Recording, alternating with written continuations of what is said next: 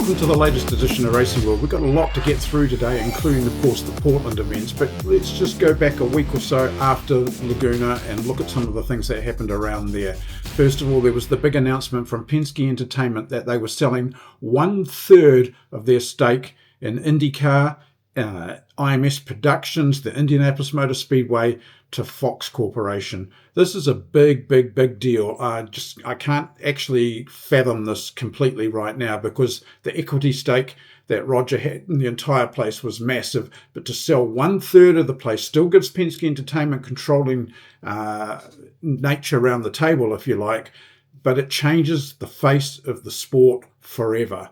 It's never been held by a broadcaster before. The influence of what a broadcaster may or may not do will be very interesting. The one piece of the puzzle that I find really interesting is that it includes the Indianapolis Motor Speedway. To sell the series, to sell IMS Productions, IMS Radio, IndyCar as an identity is one thing, but to sell 1/3 of the Speedway as well, I don't quite know how that sits with me, but it's a very interesting thing. And as I said, it will certainly change the future way in which we see both the series and everything around it. I think long term, it's going to be a good bet, but let's just wait and see. The jury's out on it. Most of the people around the series are saying that it's going to be a great thing for the series, increased growth. Fox has certainly added a lot to it this year.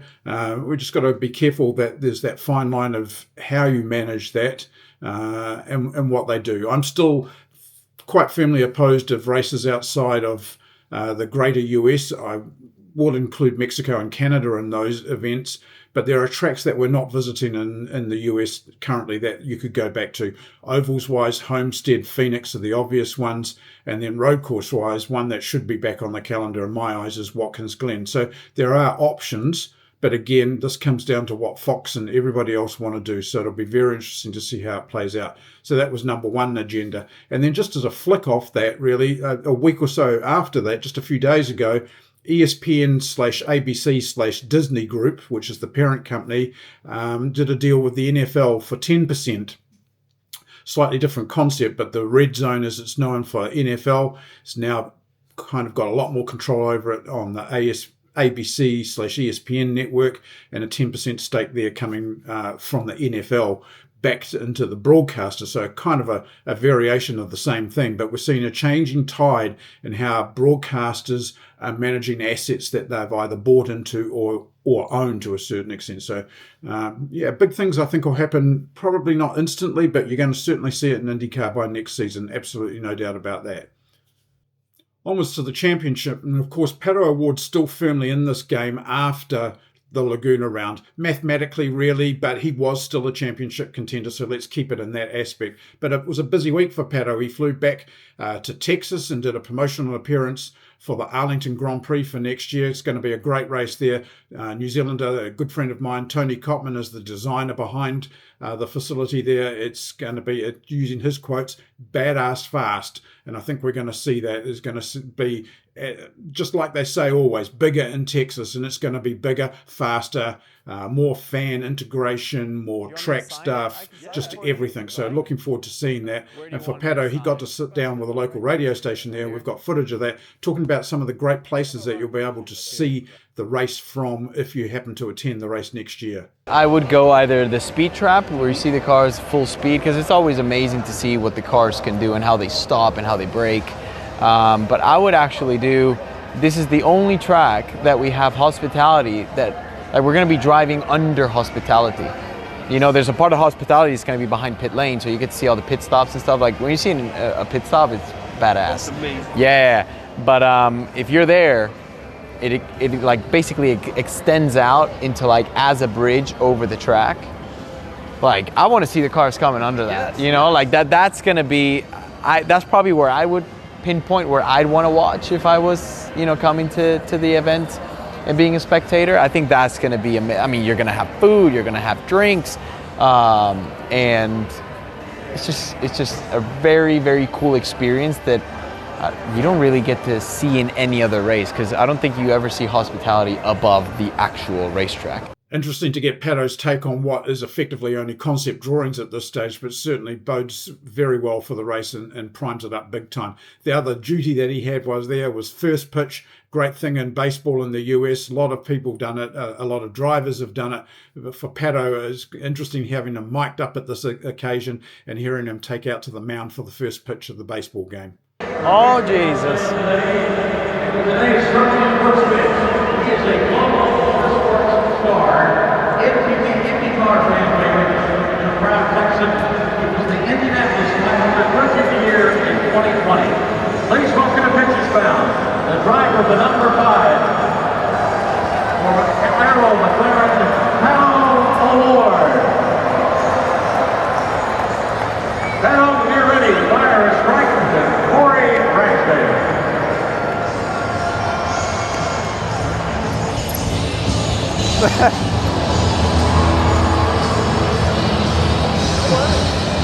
Thank you, sir. You didn't bounce it. I know. I was wanting to go on the mound, but I said I don't want to make a fool out of myself. No, all good. Here, Right, well, on to Portland. So we had USF Championship finishing off its season there. Indy Next was there. There was still some rounds remaining. And, of course, IndyCar itself.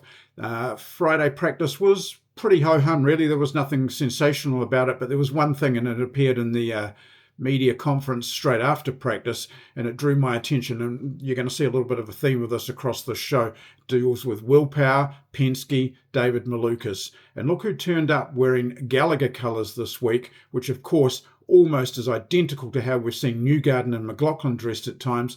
And naturally someone had to ask Malukas that question at the press conference.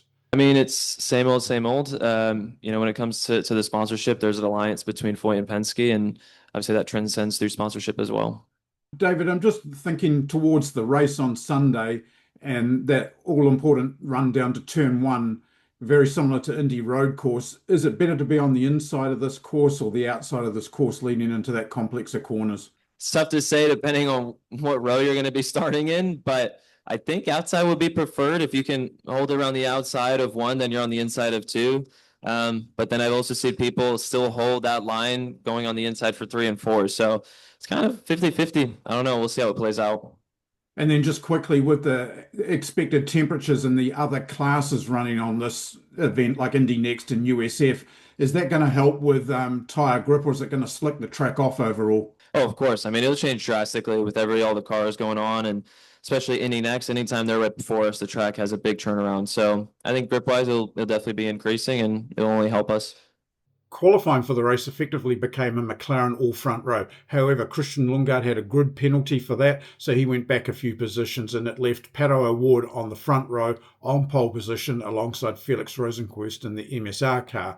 But the big thing, of course, for Lundgaard, what we've seen, and we saw it again at Laguna, and we've seen it a couple of times this year, the transition from being at Rahals last year to the McLaren organisation. And he really is, in my eyes, he's come of age this year at McLaren. We're seeing a more rounded driver, a more content driver than what we saw at Rahals. And we're seeing that performance start to eventuate on track. And he's backing up Pato, which is important in this game. It's a little bit like the Dixon-Palou relationship. Both drivers feed off each other and become stronger, and then they've got Giffen Simpson underneath. In this case, at McLaren, you've got Pato as the older statesman, if you like. Lundgaard's in there, and Nolan Siegel is the graduate yet to be, in amongst the firing line, if you like. So there's lots of things there. But for Christian, I think that this has really been an outstanding season, and it was really the sum of all the parts. So that's kind of the theme to this question. Yeah. At the end of the day, I think it's quite simple. It's wanting the same thing, and that's to win, right? You want to be competitive. And I think we've done well at that. I think we identified some differences and things that I like on the car compared to Pato and Nolan very early in the season. I think most of our big finds was already in Sebring, the first test we did, and we kind of just carried on from there. And the road course results this year have been pretty good, an exception of Road America, where I kind of screwed that one up for myself. But the performance was there, and we were kind of easily on the podium without that, in terms of where we were on strategy. So it's frustrating, but overall I think we've lived up lived up to the expectations that we put on ourselves preseason. Well, then for our likable Mexican, of course, the big thing is that he ended up starting in P1 as a result of that grid penalty for Lundgaard. So there's no obvious question. What are you going to do? I'll be thinking winning the race. The points will take care of themselves, you know. Yeah. Well, I was quite surprised when we got to the race. Everyone made it through turn one, but it didn't really last for long. Ferrucci had an off, Daly had an off. There was a couple of really big hits. Both of those certainly were. Ferrucci hit the wall just by pit in on lap 2. It was a big hit, and it's kind of, I think, mentally done Ferrucci in a little bit. He suffered the last few races really since that Toronto accident, but he's a likable guy, and I hope he bounces back, and we should see good short track form from him at Milwaukee in a week or so's time. As for Daly's one with Christian Rasmussen, that was an accident that was building over probably a lap and a half, nearly 2 laps, and it was a recipe for disaster, and it certainly became that way for Daly. It was a very, very hard hit into the fence.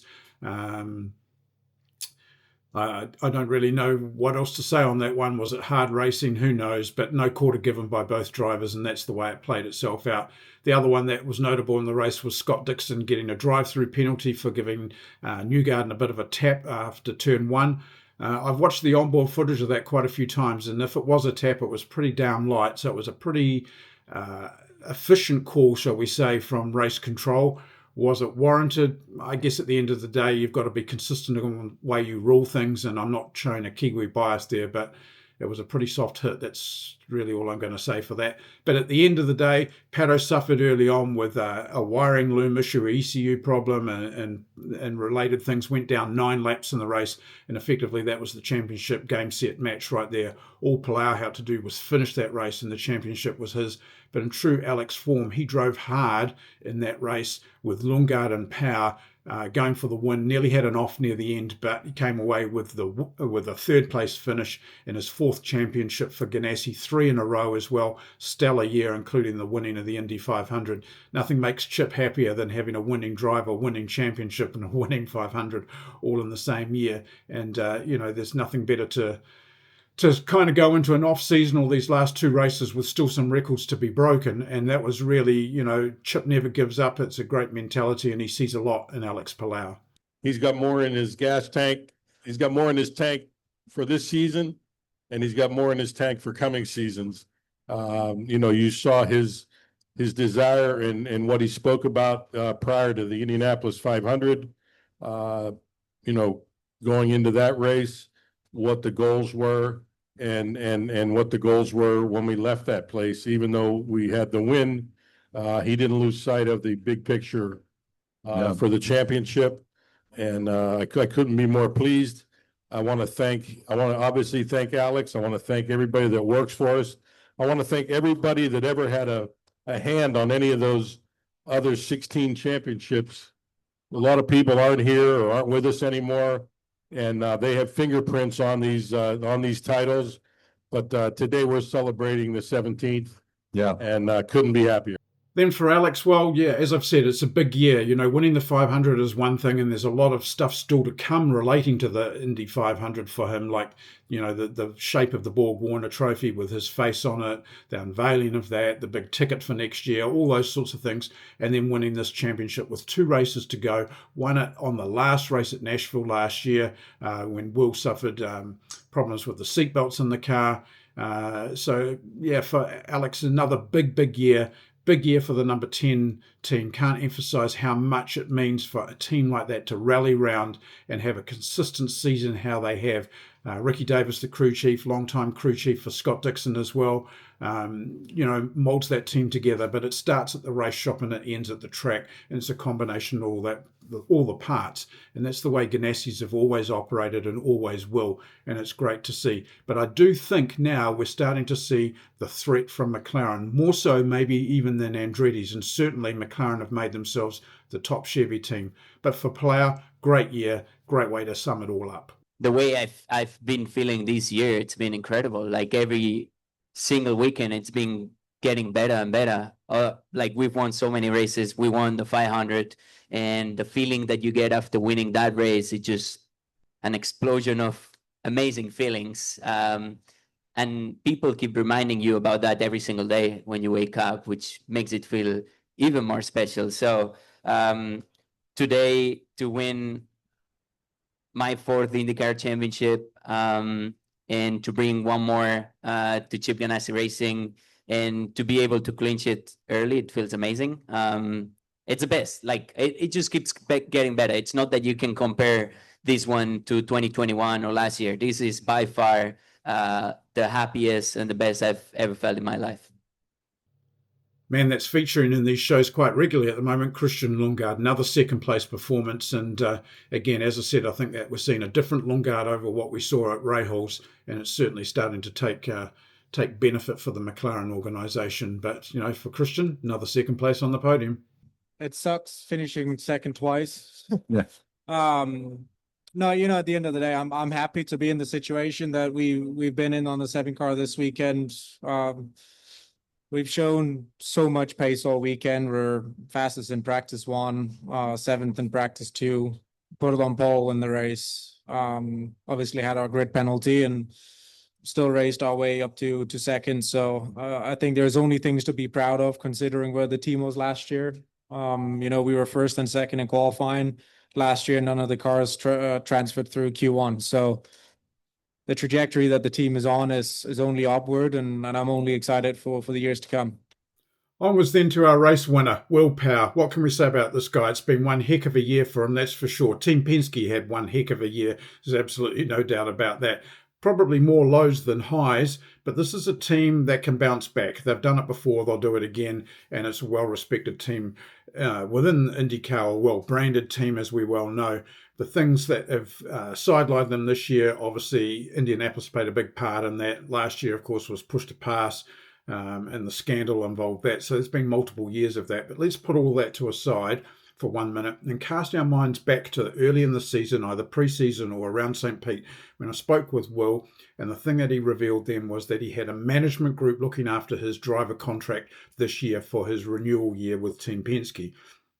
He's never had a management team before. He acknowledged that, and he said quite openly that he'd always done these deals himself, but he felt that it was time to have a management group there.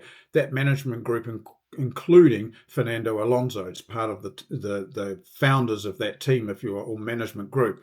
So it's been quite interesting, the fact that that's never really been mentioned again across the entire season. No one's really brought that up. And I just wonder what's been happening in the background with all of that. But let's put all that aside just for a second and focus on the race itself. They drove a performance that was just stellar for Will. He did everything right. Team Penske did everything right. He won at Portland last year, won there again this year. Portland was also the site of where he made his debut at Champ Car level in this type of racing many, many years ago now. So Portland's quite a special place for him. So it was interesting to get his take on how the team had performed overall on the race. It's what we expected, that team. And to me, it was business as normal, honestly. You know, I've been in that position so many times in my career, and like I said, I'm driving the best I ever have. It's simple as that. I'm not slowing down. I'm not slower. I'm faster. My toolbox is so big as far as understanding the cars and racecraft and all that. So, yeah, that's me. I'm different to everyone. I guess I'm different to some people. I never stop working at it. It's my passion. I love it. That's why I'm still winning. The one thing that you'd have to say about Will is that he has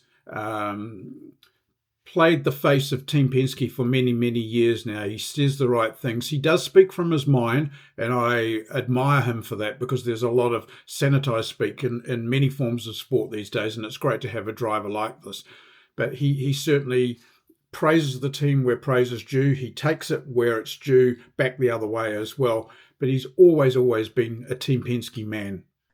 You know, where we stand in the championship really isn't indicative of our true potential. It's just been a rough year. So I feel good for Chevy as well, because I think on that front we've had a pretty bad year. So yeah, I think the whole team is just, I can tell they're so very sort of happy and relieved that we've got a win on the table now. And we started out pretty rough in practice, made a lot of changes, and got a car that was probably not good enough for pole, but right there in that top four. Yeah, it's a good weekend, man. Well, now to this next question. Now, I didn't ask the question, I openly admit that, but it's a great question and one that's worth being heard. The more important factor in it all is the answer. So listen to the answer and then I'll talk about it after that. You know, we still have to wait a few weeks to figure out what your future holds, but I get the sense as you're leading in points, the history you've had with this team, the fact that you're the only driver on the team that's won, do you kind of feel like no matter what happens, you've kind of left everything out there and kind of put the decision in someone else's hands? I don't know, man. Maybe it's my decision. Okay. So remember those words that he just said there, maybe it's my decision. So this is the first time ever that we've heard Will say, maybe it's my decision. Does this mean that he's prepared to go somewhere else and say goodbye to Team Penske and that the foot is on the other hand, if you like? One never knows, but there is certainly a hint of something there, that's for sure. Now, in recent days, there's been willpower linked with Rahul Letterman Racing for next year. Let's just think about that for a second. How would that work? Graham's not going to go anywhere. Louis Foster's not going to go anywhere. So who's the odd equation there? It has to be Devlin DeFrancesco. Where would he go? Don't know. But what we do know about that is he has money. What would happen to Will if he goes to Rahul Letterman Racing? If the rumours are true, which I don't necessarily know whether they are or not, it's a backward step. He goes from being a Chevy driver to a Honda driver, and for a team that kind of struggles at places that Will likes, one including the Indy 500. However, it's a lifeline. If that's the only lifeline, then you take that lifeline, that's for sure. So that would be an interesting equation. That would then move Malukas almost certainly into the Penske seat, frees up a seat at Foyt's. Who goes there? Is it Devlin? Well, we know that AJ always likes money and needs money, so maybe Devlin's the answer there. Does that really work with Ferrucci? Who knows? In that sense, it doesn't really matter. Or do we have this big roundabout of drivers going here, there, and everywhere? We know some drivers are locked in, so there's still a lot to play. Will we hear more about it at Milwaukee? I don't really think so. I think it's going to be Nashville or straight after Nashville before things become a lot clearer. Anyway, I had the chance to talk with Will a little bit more. David Turner, Racing World. You're with Will Power. Go ahead, David. Thanks very much, Dave. Well, just looking at the race, there was a lot of talk beforehand about the heat and the weather and that sort of thing. Did the heat actually come into play today? It's a little bit hard to tell from watching the broadcast, but did it get as hot as what was expected? It's actually not that humid, so that makes it nicer. But yeah, as far as track temp and all that, it certainly played a part in tire dag. I mean, I think our car worked pretty nicely in that respect. It was a physical race for me. I had to push so hard the whole time, and but it was good. It was good. I like a dog fight like that where you're really struggling and it's hot for everyone and hard for everyone. Yeah. And then just quickly looking at those last two races, short track ovals, that's something that you actually enjoy, and it's a bit of a forte of Team Penske as well, to be good on the short track. But yeah, the next two tracks, particularly the next track, is very good for us. Certainly, I feel like we'll have three cars that can win next weekend or next week in Milwaukee. Thank you very much, Will. Congratulations on the win. Thank you. Well, there you have it. In the blink of an eye, there's just two races left in the 2025 NTT INDYCAR Championship. Boy, oh boy, what a season it's been. But these last two races are very different beasts. Short track ovals, yes, but very, very different. Milwaukee, flat track oval, dead flat, no banking. Just quite a different type of car setup for that one.